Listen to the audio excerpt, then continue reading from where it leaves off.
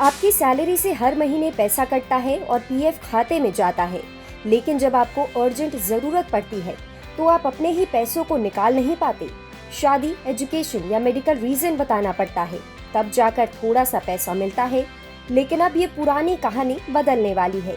सरकार PF withdrawal rules को इतना आसान बनाने जा रही है कि साल में 6 बार तक आप बिना किसी रीजन बताए अपना पैसा निकाल पाएंगे।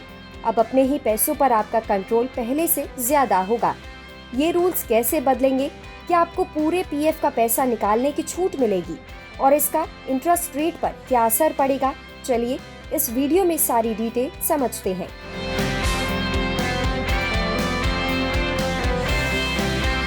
शादी के लिए पीएफ बैलेंस का 50% निकाल सकते हैं, लेकिन अकाउंट में कम से कम 7 साल पूरे होने चाहिए। एजुकेशन के लिए भी 50% तक निकाला जा सकता है, वो भी 7 साल पूरे होने के बाद।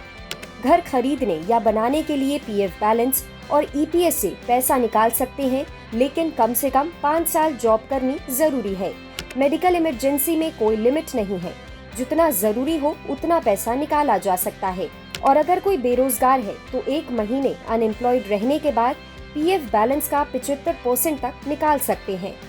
ऐसे में अब न्यू प्रपोजल में कुछ बदलाव होंगे, जैसे साल में 6 बार तक विड्रॉल पॉसिबल होगा, रीजन बताने की जरूरत नहीं होगी, लेकिन एक शर्त है कि अकाउंट होल्डर्स पीएफ बैलेंस का 50% तक ही निकाल पाएंगे।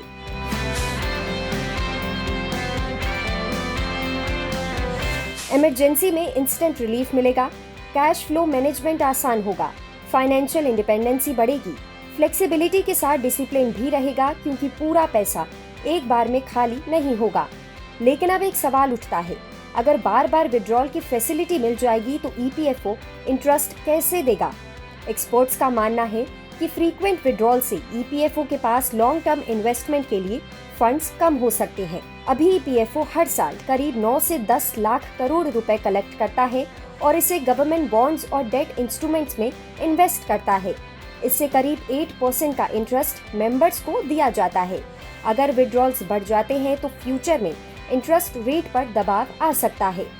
ऐसे में ईपीएफओ के प्रपोज्ड बदलाव एम्प्लॉयज के लिए बड़ी राहत है। अब हर छोटी बड़ी जरूरत पर पैसा निकालना आसान होगा और बार बार डॉक्यूमेंट्स या रीजन देने की झंझट खत्म होगी। इस बारे में आपकी क्या राय है? हमें कमेंट सेक्शन में जरूर बताएं और ऐसे ही अपडेट्स के लिए देखते रहें जी बिजनेस।